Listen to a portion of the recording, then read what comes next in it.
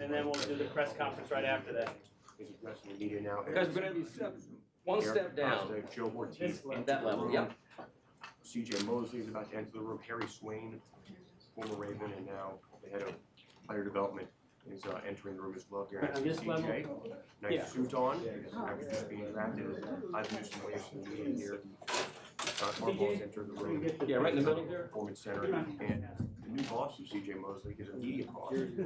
He's the Ravens defensive coordinator. As now we see CJ Mosley to the get in there nice and tight, guys. That's great. The jersey with number 1 on it. You got it? Okay, guys. Yeah, look right this way, right? Oh, yeah. With the name. Yeah.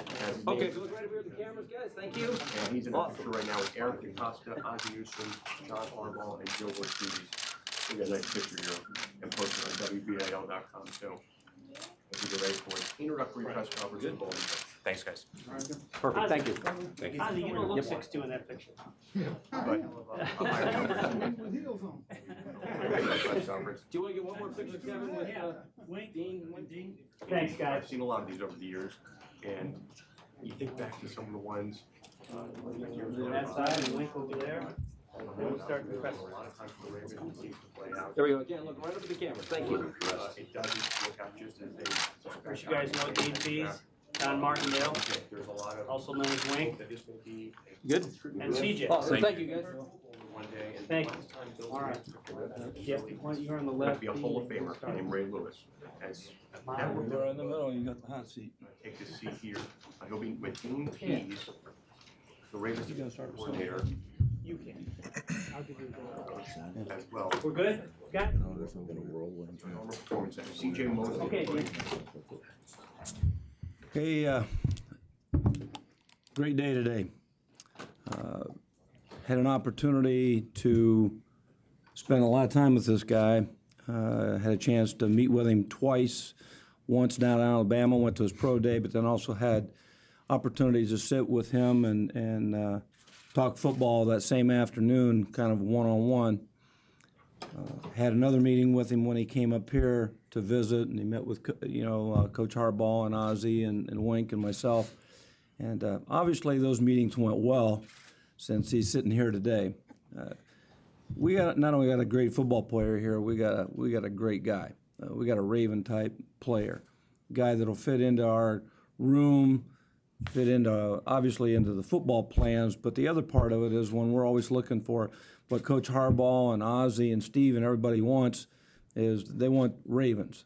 They want guys that on and off the field are going to represent us well and going to play the game like we want to be played. And we want to get back to the top on defense, and we think this is the guy right here that can lead us in that direction. So,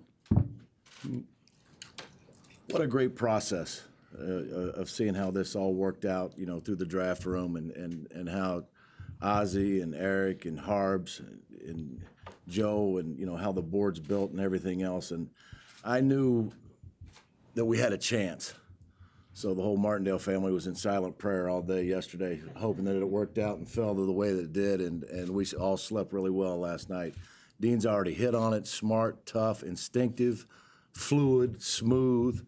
I put in my report he uses his hands and getting off blocks better than anybody I've seen in the 10 years I've been in this league.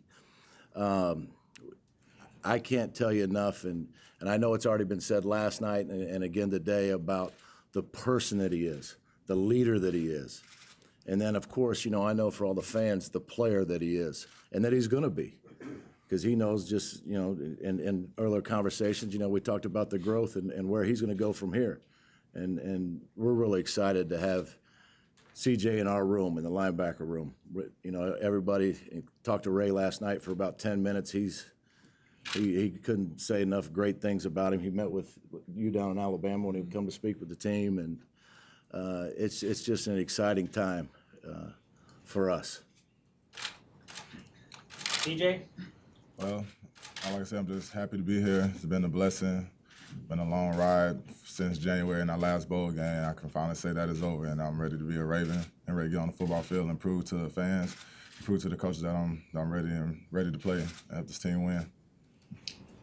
CJ, obviously you're a very self-motivated young man. You want to be great. How much does it help the fact that you came from a winning environment in college to a team that's done a lot of winning? I think the transition from Alabama coming to the Baltimore Ravens is going to be great. From a defense standpoint, from a team standpoint, from a winning standpoint, even off the field.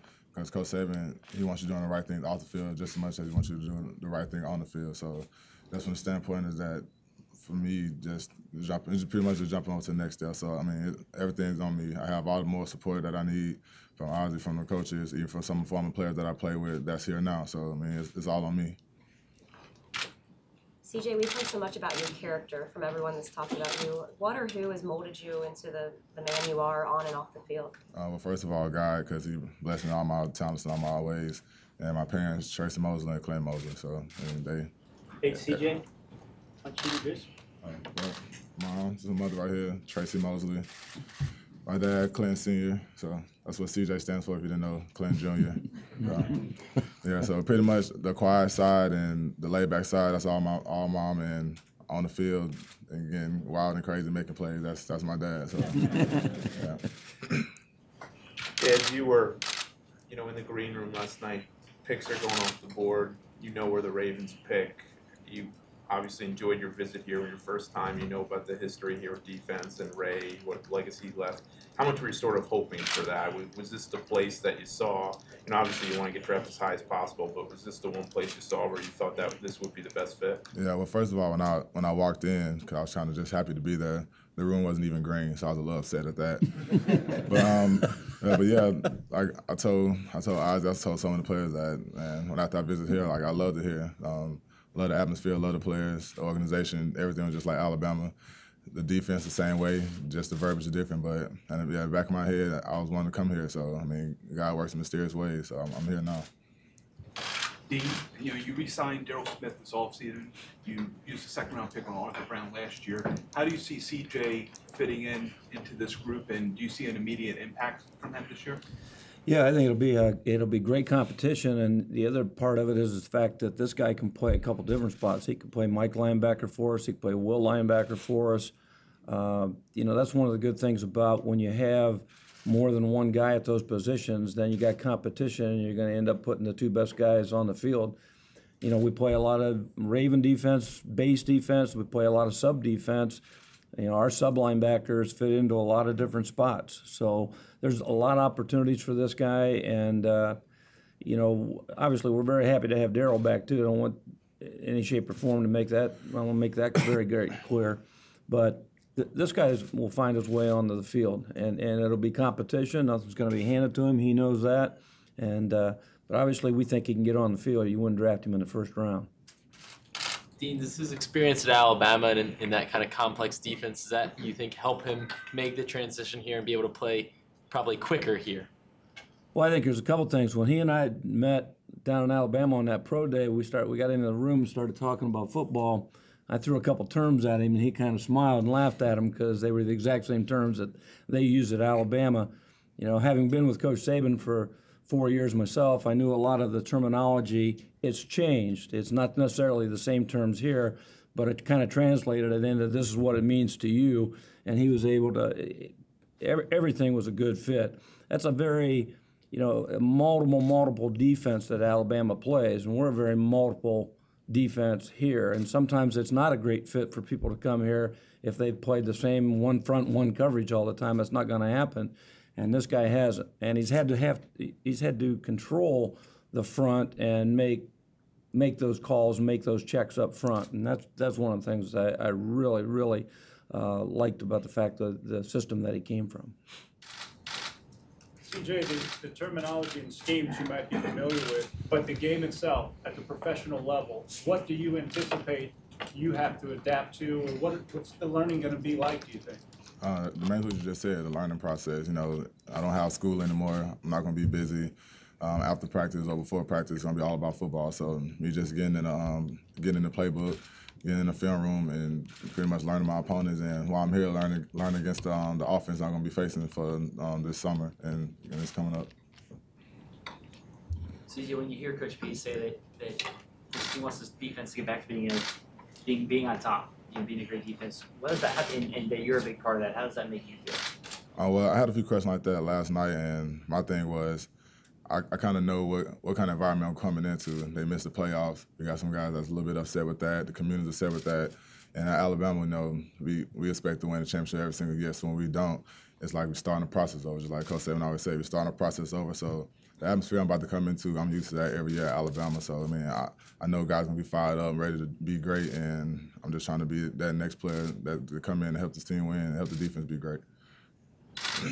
CJ, so many people have talked about your leadership qualities. Is that a product, you think, of the position you play, or is that just something that's always come naturally for you growing up playing football? Well, being an inside linebacker, you have to be the leader because you running the play, you running the defense, so you running the show. Can't have a D lineman being a leader because he's going to get tired and lazy. Can't have a DB being a leader because he's in the backfield. Can't anybody see him. But as far as me being a natural leader, I'm more of a leader by example. But my senior year, I kind of trained myself to be more of a vocal leader because at some point you're going to have to step up and talk, or you're going to have to say something to somebody, or you're going to have to make sure somebody's doing the right thing to help the team win. Dean, there's talk a lot of times about, linebackers being 3-down linebackers. Can you talk about CJ having the potential to be a guy who, both against the run and the pass, do you see that in him being a guy who can stay on the field?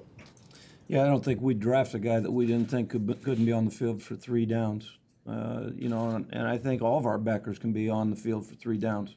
That's what I think is going to be great about the situation that he's coming into. I think the competition is going to be good enough that we're going to have 2 good linebackers on the field at every point in time. And, yeah, this guy's a 3-down linebacker, and there's no question about it. It is not just a run-stopping guy. I've read a couple things where everybody said he's really good against the run, better against the run than pass. Didn't watch the same film I watched.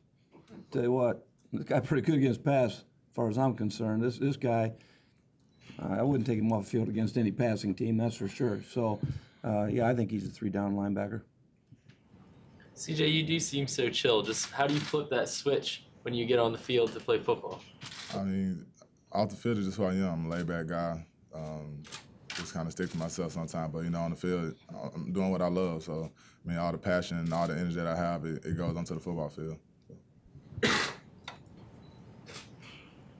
CJ, you compete in the AFC North against some of the players you played against in college, including Johnny Manziel. Your thoughts on competing against him again and playing him twice a year? Well, I hope I get another sack on him. So, I mean, it's going to be fun, man.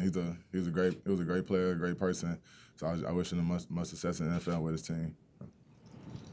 CJ, you talked about how much you idolized Ray Lewis. Obviously a boisterous guy, talks a lot, celebrates after tackles. You do none of that. How do you explain how your style is so much different than a couple of guys like Urlacher and Lewis that you grew up idolizing? Well, I kind of showed a little bit of that this year, my senior year. Did a little bit more celebrating, a little bit more hyping plays up after making something. But everybody plays different. Like I said, Urlacher and Ray Lewis, my favorite linebackers, and they're totally different type players. They both, one of the things they have in common, they're both leaders, they're both respected, and they're great linebackers and great players. But I don't have to go in and try to be just like Ray Lewis. Nobody's ever going to be Ray Lewis. Everybody plays their own way. So I just try to do what I have to do to make plays and help the team win. CJ, sitting in the room last night, were there a top 3 saying this is the team I really want to be? Did you have a 1, 2, and 3 hoping the team would call you? I mean, going into it, since I really didn't know where I was going to end up, I was just waiting for that phone call. And once I kind of realized the opportunity was pretty decent, I was just waiting for that little red light to blink. So, that's pretty much. All right, guys. Thank you. There you have it, Bill. Thanks, coaches. DJ Mosley in the house. He shakes hands with his immediate bosses right now, Dean Pease and Wink Martindale, the inside linebacker coach here in Baltimore. And DJ Mosley officially into the fold here for the Baltimore Ravens.